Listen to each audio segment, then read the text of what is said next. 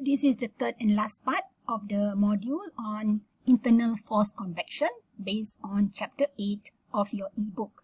How to get the convective heat transfer coefficient for your heat transfer analysis. First, generally for laminar flow, Reynolds number much less than 2300, the hydrodynamic entrance length is much less than the length of your channel in your heat transfer analysis. And thus, you may assume that entrance region is neglected, flow is fully developed.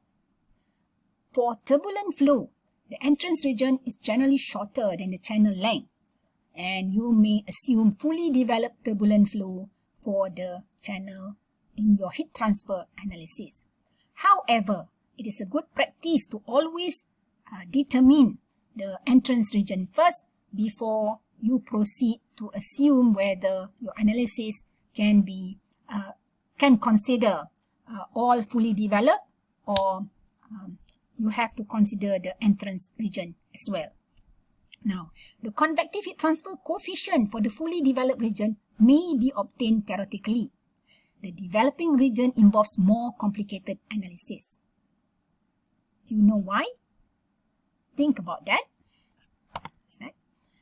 Let's look at the one with the exact solution, the fully developed region, laminar flow. You know before that the velocity profile is unchanged in the flow direction, x direction, so exit. It only changes with the radius of the channel. So the maximum velocity occurs at the center line where r is equal to 0, while the velocity is 0 on the channel wall.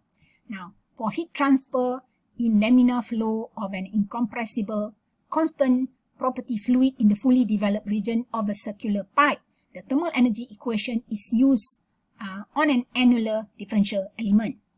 And you get 849, where the energy in from the mass flow and minus the energy out brought out by the mass flow, added to that the heat transfer by conduction to the annular ring.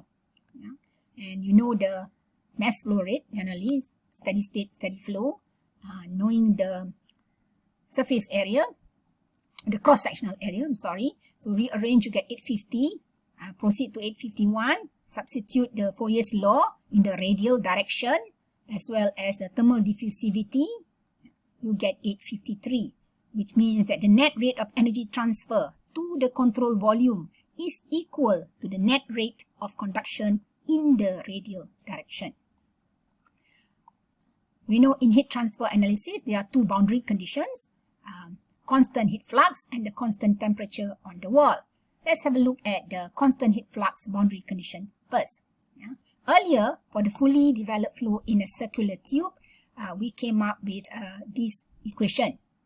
If you remember in part 2 of this module, where the perimeter, 2 pi r for a circular tube, the mass flow rate, and assuming negligible net axial conduction and substituting 854 with the parabolic velocity profile for fully developed region, you get 855, which may be solved using the separation of variables method with two boundary conditions. The first one being the symmetric boundary condition. It's at r, that center line, the change of temperature with the radius is 0. And the second boundary condition, that on the walls, the temperature is some known temperature. Yes, 857. So the mean temperature is determined by substituting the velocity and temperature profile relations and performing the integration. You should get 858. The details are in the eBook. This is for the fully developed region with constant heat flux on the walls of the tube. So you may get the mean temperature at any location, and if you know the surface temperature at that location, as well as knowing the radius of the channel and the constant heat flux boundary condition. Combining 858, this relation with Newton's law of cooling, you should get 859.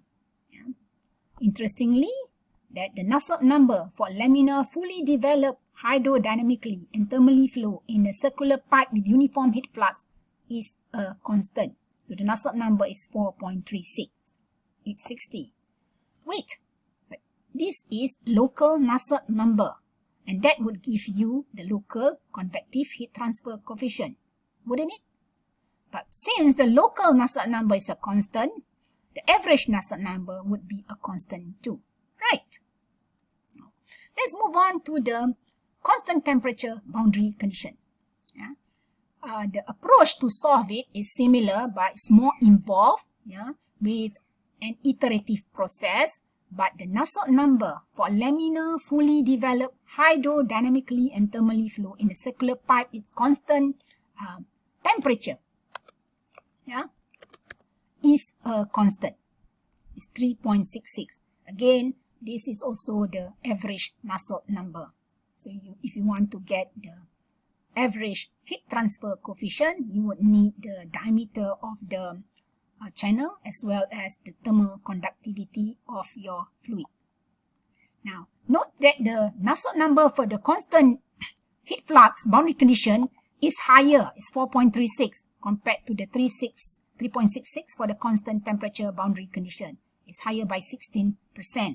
But whenever possible, the constant heat flux boundary condition should be used. It's more practical because it's difficult to maintain a constant temperature actually. Yeah? The thermal conductivity is taken at the bulk temperature of the fluid, which is the average of the inlet and the exit temperature of the channel.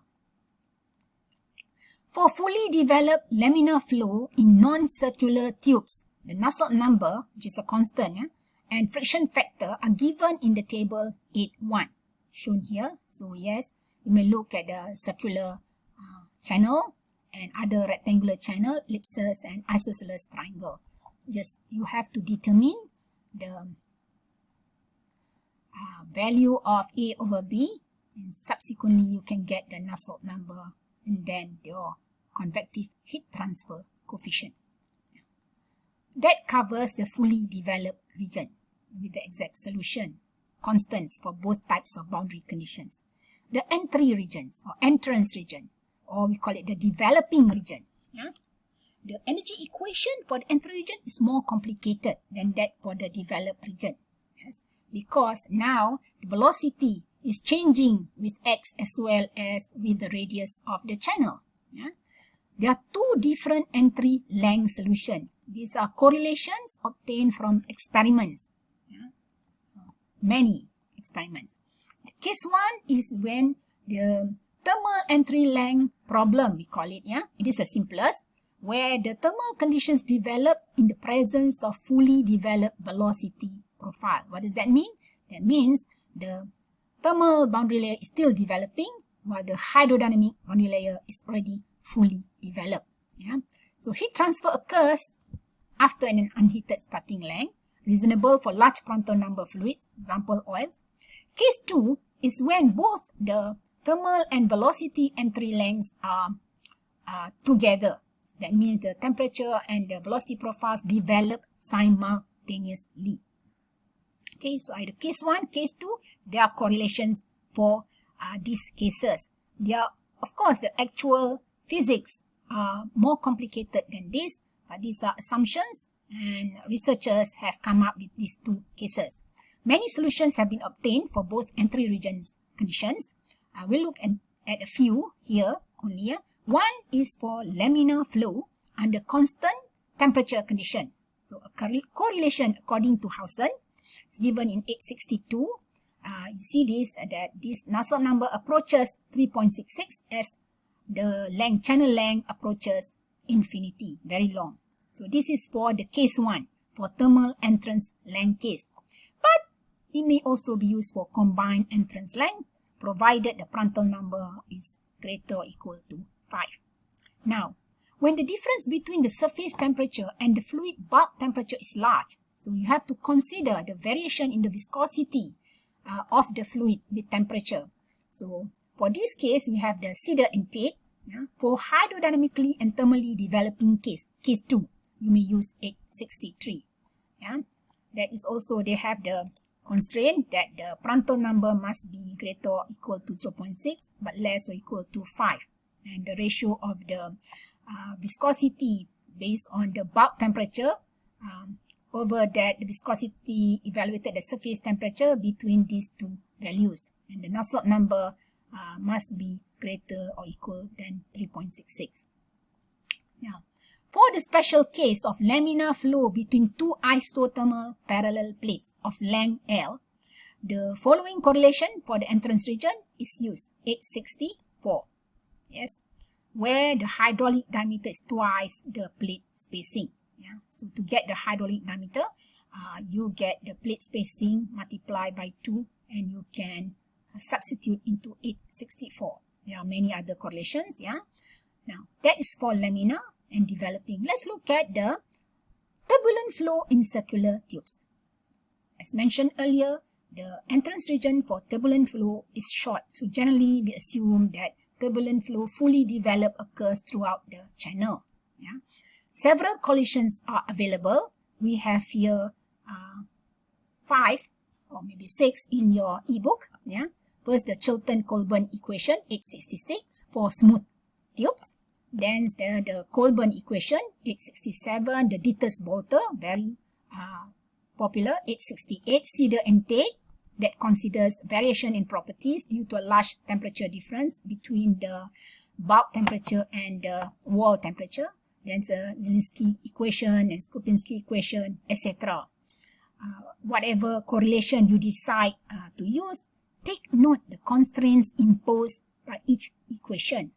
The Reynolds number constraint, the Prandtl number constraint, and others. Yeah. For non-circular tubes and the concentric tube annulus, yeah, many of the circular tube results can be used provided the effective diameter, hydraulic diameter, replace the diameter of circular tubes. This has been discussed earlier. So you use this hydraulic diameter to obtain the Reynolds number and the Nusselt number. Yeah. So in non-circular tubes, the convective heat transfer coefficient approaches 0 at the corners, so varying everywhere else around the periphery. For the laminar flow, the use of correlations for circular tubes is less accurate, particularly with cross-section with sharp corners. Yeah. For concentric tube annulus, convection heat transfer may occur to or from both the inner and outer surfaces of the tube. And the heat flux consider from this, yeah, both the inner surface and outer surface as well as the mean temperature. Yeah.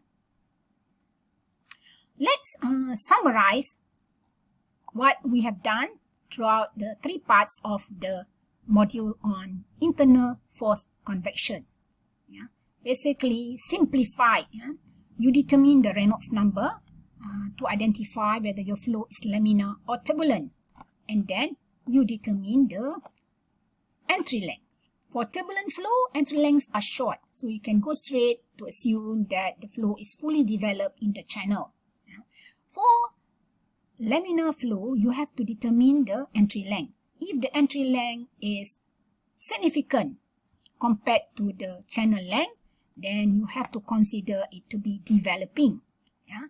And there are 2 cases where we have the thermal hydrodynamic developed and thermally developing, and both fully developed.